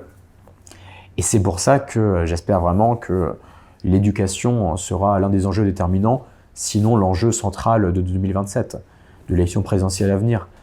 Parce qu'il y a une chose vraiment qui est centrale dans mon ouvrage, une idée que j'aimerais qu'on retienne, c'est qu'on ne pourra pas redresser l'école demain si on laisse l'école naviguer à vue, si on la laisse s'effondrer. On peut avoir l'économie la plus prospère, on peut avoir les frontières les mieux protégées, on peut avoir la politique sécuritaire la plus intransigeante possible. Si on continue, comme on le fait actuellement, de détruire de l'intérieur la jeune génération de Français, alors l'avenir du pays sera compromis dans toutes ses dimensions. Ça, j'en suis certain. Est-ce que vous pensez d'ailleurs que, que l'apocalypse scolaire, pour reprendre les mots de Jean-Paul Bréguely, peut encore être évité, ou est-ce qu'il est pas déjà trop tard finalement? Alors, j'ai énormément de respect pour Jean-Paul Bréguely, qui est quelqu'un qui m'a aidé à structurer ma réflexion sur l'école. Je le lis aujourd'hui, j'ai eu de la chance de le rencontrer à un salon du livre il y a quelques mois. Je pense qu'il est beaucoup plus pessimiste que moi, et j'espère que ce n'est pas juste dû à mon jeune âge, mais j'espère avoir convaincu les lecteurs dans l'ouvrage qu'il était en effet très tard, mais qu'il n'était pas trop tard pour mettre en œuvre un certain nombre de politiques de rupture qui, j'en suis certain, pourront porter leurs fruits. Je crois que vous dites qu'il est minuit moins... Oui, minuit moins une, ouais. Moins une, exactement. Voilà, ouais. Pourquoi est-ce que je pense ça? Je pense ça d'une part, puisque je ne suis en rien fataliste, et que je constate, j'ai beau être jeune, je m'intéresse à l'histoire de France, et que je vois qu'à chaque période de notre histoire où on disait que la France allait disparaître, elle a toujours su se sortir des situations critiques et rebâtir sur les ruines. Qu'est-ce que je constate par ailleurs? Je constate qu'autour de nous, dans le monde aujourd'hui, on vit après des décennies avoir cru à la fin de l'histoire, on est en train d'assister au retour du politique, avec des effets salutaires dans tout un tas de pays, y compris en matière éducative. Parce que quand je regarde autour de moi, je vois certes des pays qui souffrent d'un point de vue éducatif, mais j'en vois aussi qu'on disait en perdition il y a quelques années, et qui, avec des politiques de bon sens, avec du courage politique, avec de la méthode, avec du bon sens, ont su obtenir des résultats très vite. Je donne des exemples dans l'ouvrage, mais regardez ce qui s'est passé par exemple au Maroc. On a plein de bonnes familles françaises aujourd'hui qui mettent leurs enfants pour aller en classe prépa mathématiques. Regardez le redressement spectaculaire de l'Estonie. Regardez le Portugal, il y a une quinzaine d'années, qui a obtenu des résultats éducatifs spectaculaires du jour au lendemain. Regardez l'Angleterre qui truste aujourd'hui les premières positions européennes au classement Pearls, au classement Teams, alors même qu'elle avait des vraies difficultés il y a une trentaine d'années. Regardez les États-Unis. Après la commission Reagan, il y a eu un rapport A Nation at Risk qui avait été publié. Ça a servi d'électrochoc et ça a permis d'impulser des transformations positives ensuite, au niveau national et aussi parfois au niveau local, avec des vraies expérimentations qui ont porté leurs fruits. Je pense au miracle du Mississippi, selon la formule consacrée. Le Mississippi, comme vous le savez, c'est un État américain qui était 49e en lecture en primaire il y a 10 ans. Aujourd'hui, il est en 7e position. Donc ça montre que des mesures de bon sens peuvent porter leurs fruits et qu'elles peuvent porter leurs fruits très vite. Ça, j'en suis convaincu. C'est pour ça qu'il y a un message vraiment fondamental que j'ai voulu faire passer dans mon ouvrage. C'est de dire au personnel éducatif, de dire aux politiques, de dire aux parents, de dire aux jeunes gens qui s'inquiètent pour leur avenir qu'il n'y a aucune fatalité à l'effondrement éducatif de la France et qu'avec du bon sens, on peut toujours se relever, on peut toujours s'en sortir. Ça, j'en suis vraiment convaincu. Maintenant, ce dont je suis convaincu aussi, c'est que chaque année qu'on perd pour mettre en œuvre des politiques de rupture, ce sont des années qui produisent des conséquences irréversibles dans tous les domaines possibles et imaginables. Donc il est très tard, il n'est pas trop tard encore une fois, mais il ne faut surtout pas céder à la résignation. Il faut bien être conscient, et ça c'est un autre point qui me rend positif, c'est que la thérapie de choc que je préconise dans l'ouvrage tant en termes de méthodes permettant aux politiques de reprendre la main sur la technostructure, qu'en termes de politique publique de fond en tout domaine, cette thérapie de choc, elle n'a jamais été mise en œuvre depuis 50 ans.